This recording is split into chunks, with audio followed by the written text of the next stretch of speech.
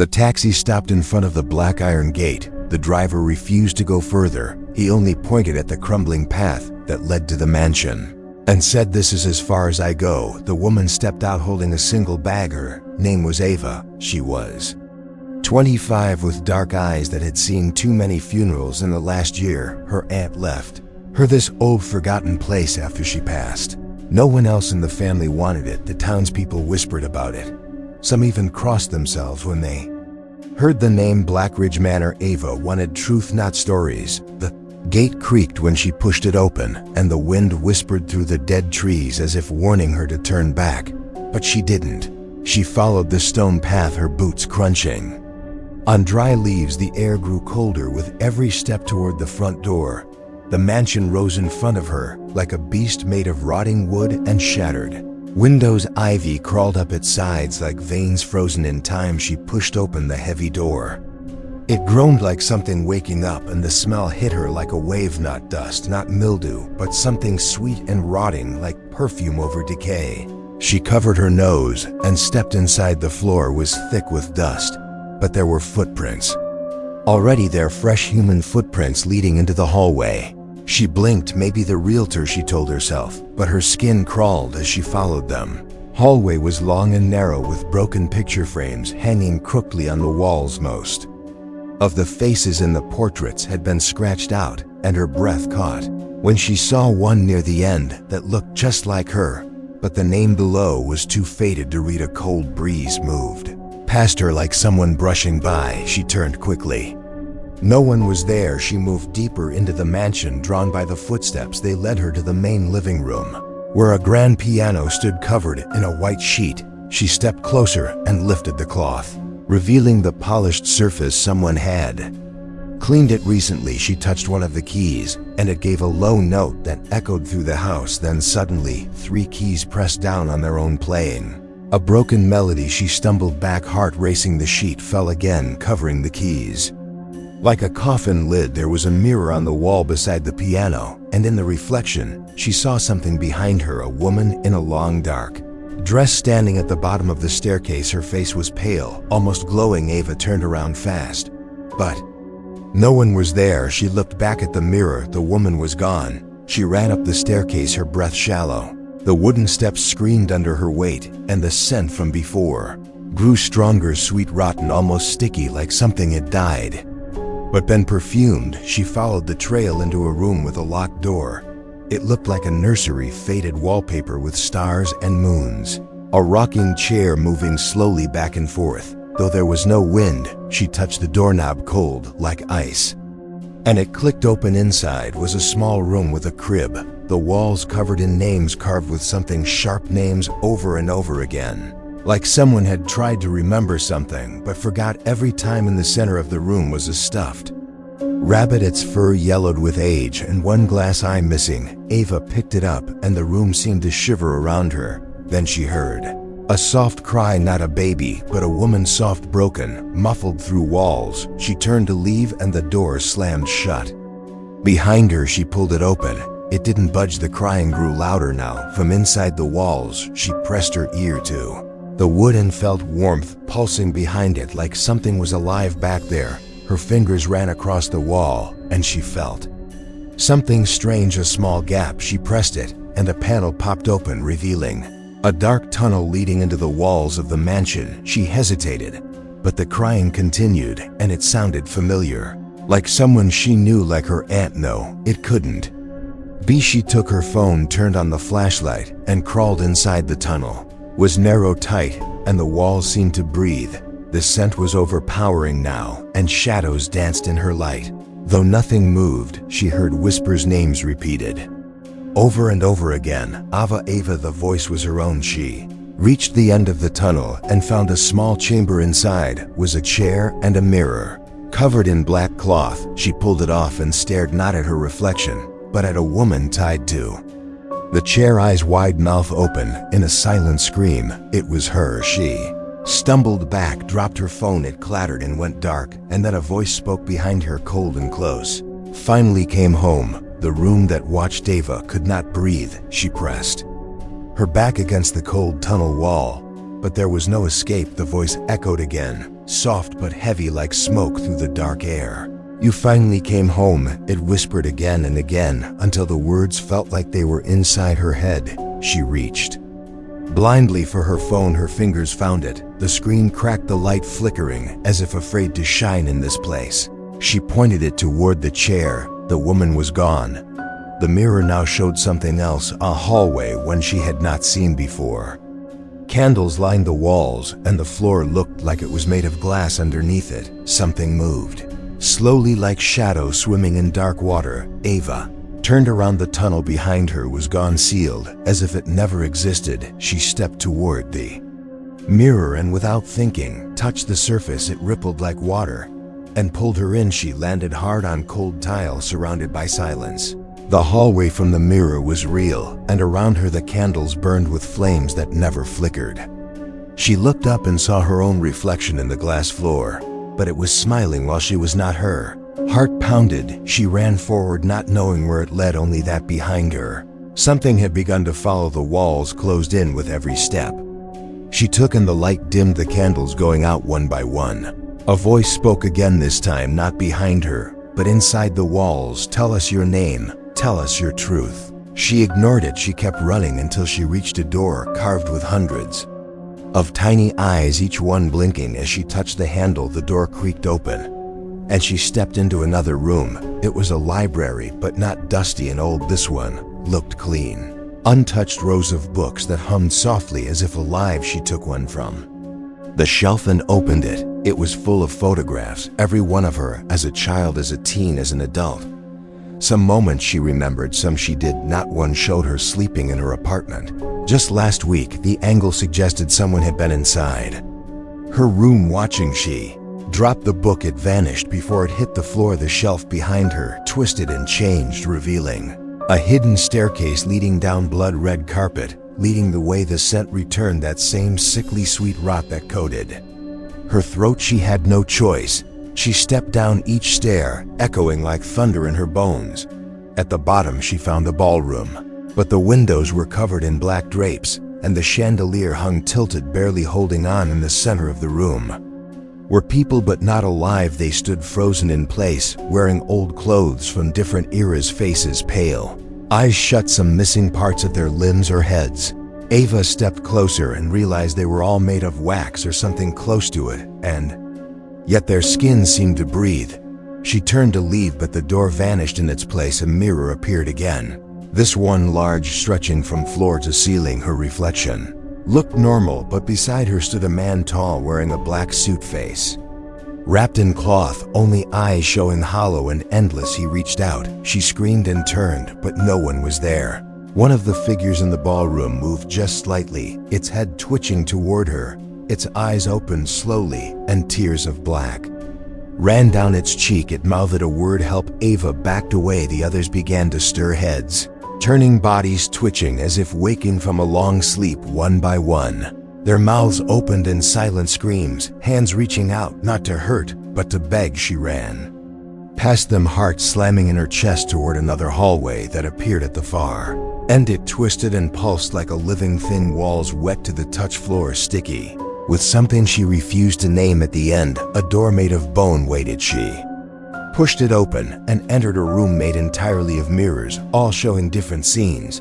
One mirror showed her in the library, another back in the nursery. A third showed her standing still while something crawled up her back. She spun around, nothing there. Her reflection laughed silently in one mirror, then turned and walked away on its own, vanishing into darkness. A voice spoke again, this time clearer, louder. "This house remembers you. This house feeds on you. You are not a visitor. You are the offering." She fell to her knees, covering her ears, but the voice was inside her blood, whispering secrets she did not want to hear. She saw flashes, memories that were not hers. A woman giving birth in the attic, screaming as shadows pulled the baby away. A man locked in the basement, scratching words into stone until his fingers bled. A child buried alive under the nursery floor. Ava screamed, and all the mirrors shattered at once, cutting her skin. The room bled with her, and from the shards rose the figure in the black suit again, this time closer, this time reaching for her face. His eyes empty, his hand cold on her cheek, and his whisper colder still. You will remember everything. The whispering basement. Ava woke up lying on the floor, her skin sticky with blood and glass, her breath shallow. The mirrors were gone, replaced by walls covered in claw marks and old scribbled prayers. She stood slowly, every muscle aching, and stared at the new room. It was a cellar lit by candles melted down to their final breaths. The smell was stronger here, no longer sweet, only rotting and wet, like something buried under damp earth. There was a staircase ahead, narrow and crooked, leading even deeper.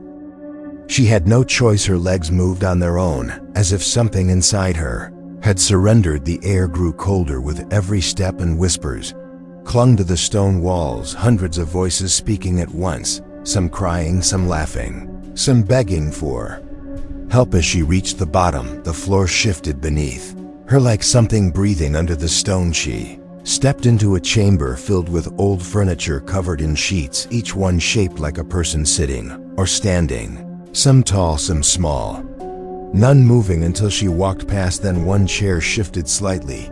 She froze, then another sheet moved, rising slowly, and beneath it was not furniture, but a woman, her face half-eaten, her eyes wide, alive and staring at Ava without blinking. The woman spoke with a voice like bones snapping, helpless before it feeds again. Ava backed away, tripping over a table, landing hard on the stone floor behind her. More sheets moved, more bodies rising, all silent, all staring, none blinking, some with faces missing, some with hands bound, all with mouths sewn shut. Only the first woman could speak, and she pointed toward a door in the far corner of the cellar. Open it and free what remains. Eva crawled toward it, her hands shaking. She touched the handle, and it burned her skin. She screamed, but pulled it anyway. The door creaked open, revealing a staircase made of bone leading downward into pitch black.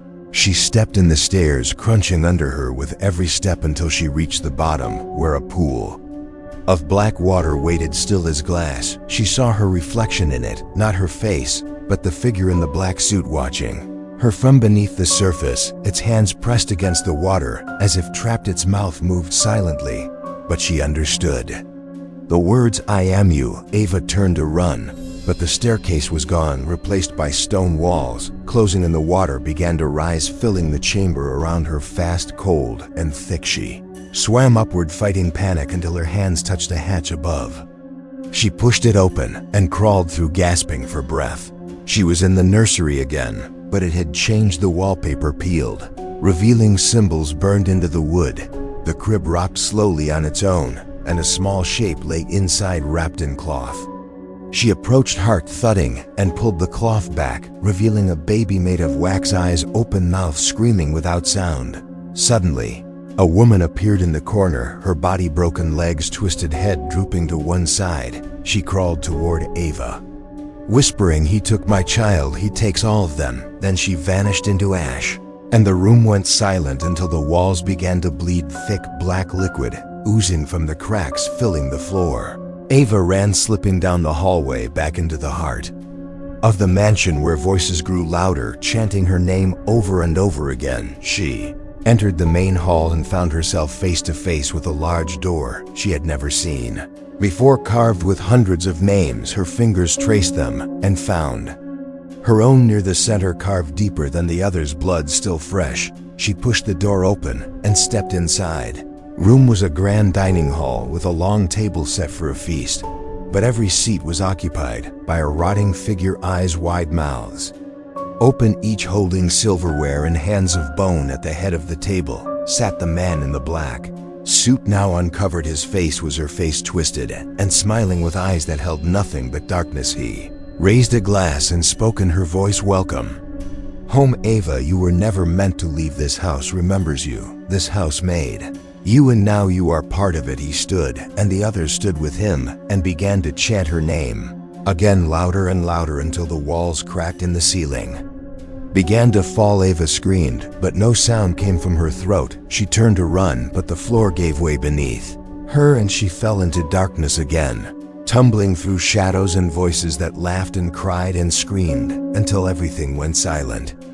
And she opened her eyes in her old apartment, lying on her bed, the morning light streaming in as if nothing had happened. She Sat up shaking, breathing hard. The clock said 7 a.m. Her bag was beside the door, untouched. Her phone fully charged. Her skin clean, no blood, no cuts. She laughed a broken sound and stood walking to the bathroom, but stopped at the mirror. Her reflection was not her, it was him standing there in the black suit, smiling without moving. Reflection that lied. Ava stared into the mirror, her body frozen, her mind racing. The man in the black suit stared back through her reflection, his smile slow and cruel, his eyes deep like pits of ash. She stepped back quickly, but the image did not copy her movement. It stayed still, smiling even as she shook her head. The reflection slowly lifted one hand and placed a finger to its lips, as if to say, "Be quiet." She stumbled out of the bathroom, heart-pounding, chest tight. Her apartment looked the same, but something felt wrong. The colors too dull, the air too still, like everything had paused in the middle of a breath. She checked her phone, no signal, no time.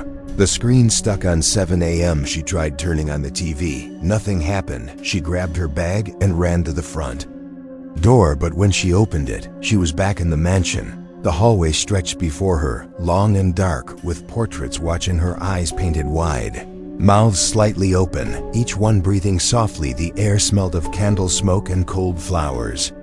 The floor creaked beneath her bare feet, and her shadow moved on its own, just slightly out of sync, like something was pretending to be her. She moved fast through the corridor and came upon a door. She did not remember. It was plain wooden, no carvings, no mark. She opened it slowly and saw herself sitting in a chair, crying in silence. The second Ava looked up, tears streaking her cheeks, and whispered, "You left me, you left us, and now we are lost." Ava reached out, but her fingers passed through her double like fog. The crying grew louder, then turned into laughter, sharp and cruel, coming from all around. The walls began to crack, voices poured out of the splits, and the second Ava vanished like smoke. Suddenly, a bell rang, deep and slow, echoing through the entire house. The sound was not mechanical, it was alive, like a throat groaning in pain, and behind her came the slow footsteps, heavy and wet, like someone dragging chains. Ava ran the house, changing as she moved, walls twisting, doors appearing and vanishing. She turned a corner and found herself outside. Night sky was black with stars that pulsed like heartbeats. The mansion behind her, tall and breathing like a beast asleep. She turned away and saw a small child standing alone, facing the woods. The child wore a white nightgown and held a cracked doll. Ava called out, but the child did not respond. She walked closer and reached out. The child turned, and its face was empty. No eyes, no mouth, only smooth skin, and it began to scream. Without sound, the trees bent backward, the ground cracked, and hands reached out from the soil, pulling her under, dragging her down into dirt and screams and memories.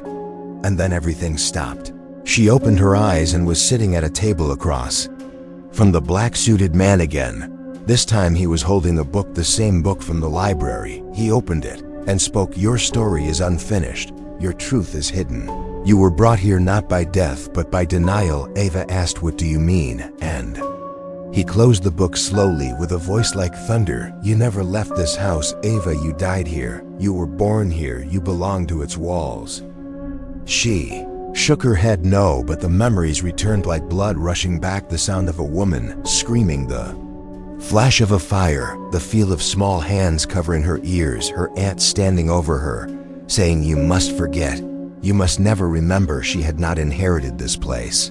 She had escaped it once long ago, and now it had pulled her back to finish what was buried. The man stood and opened the book again. This time pages flew out, each one becoming a face, a name, a soul, and they filled the room, circling her, whispering, forgive us," until Ava screamed and the world cracked in two. She stood in the attic again. The walls scorched the floor, burned the symbols glowing red. Her aunt stood there, young and crying, holding a child, Ava.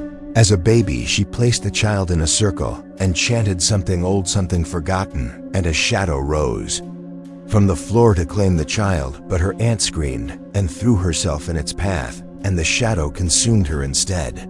The baby cried, and the house fell silent. Ava remembered it all now, the ritual, the sacrifice, the deal broken. She was the offering refused, and the house had waited for her return. She looked at the mirror in the attic and saw her own eyes clear and full of power. She stepped forward and placed her hands on the wood and said, "I remember, I forgive, and I break the circle." The house groaned and screamed. The walls cracked, the floors split, but light poured in, real light, morning light. The shadows burned away, the faces faded, the whispers died, and Ava stepped out of the attic, down the stairs, into a house that no longer breathed. Outside, the sun rose and the wind smelled of nothing, just wind. She walked away barefoot, skin bloody, but eyes dry, and her voice calm. Behind her, the mansion crumbled to ash without fire, and from its dust rose silence.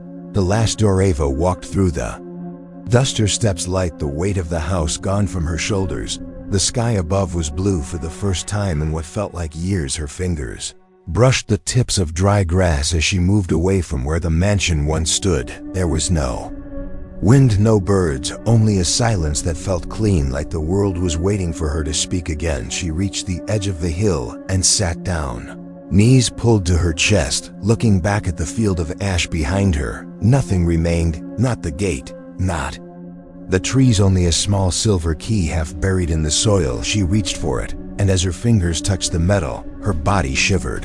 The key was warm, like it remembered her. She closed her hand around it and stood again. The earth beneath her felt different, softer, forgiving. Days passed, or maybe hours. Ava wandered through empty roads, past old towns that seemed frozen in time, each place whispering pieces of her story through broken signs and half-remembered faces. People looked at her and paused as if they knew something they could not say.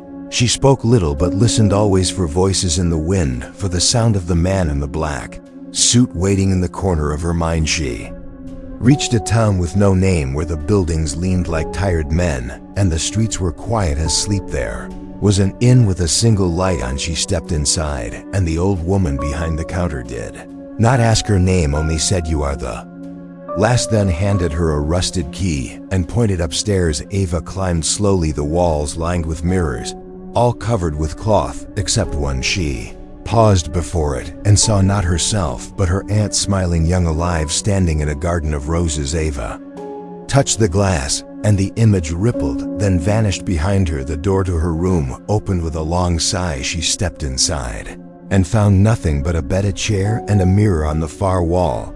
This one uncovered, clean, untouched. She walked to it and looked inside. This time, it was her, truly her. No shadows, no man in a suit, only her reflection, eyes tired but clear. She whispered, "I am not afraid," and the mirror cracked, not violently but gently, like old ice under soft steps behind the glass.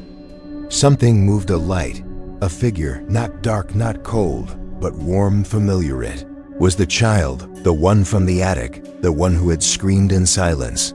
It reached out and touched the glass, and Ava did the same, and in that moment, the pain left her, not all at once, but like smoke drifting slowly away. She felt her aunt's arms around her, not in body but in memory, and she heard a voice say, "Thank you for finishing what I could not." The next morning, the inn was empty, the street silent. She left the key on the counter and walked away, the sun rising behind her in her pocket.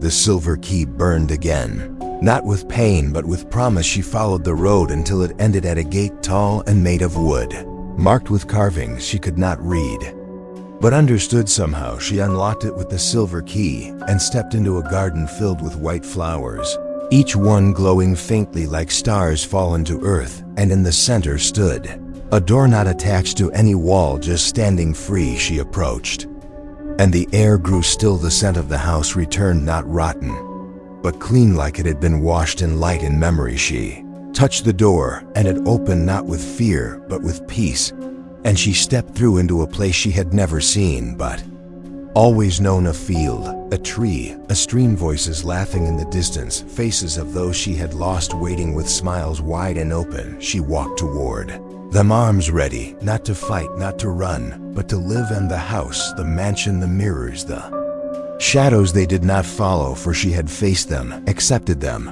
and laid them to rest, not with fire, not with hate, but with memory and truth. And as she stood among the ones she loved, a voice whispered in the wind, soft and final, "The house is gone, but the soul remains free." The end.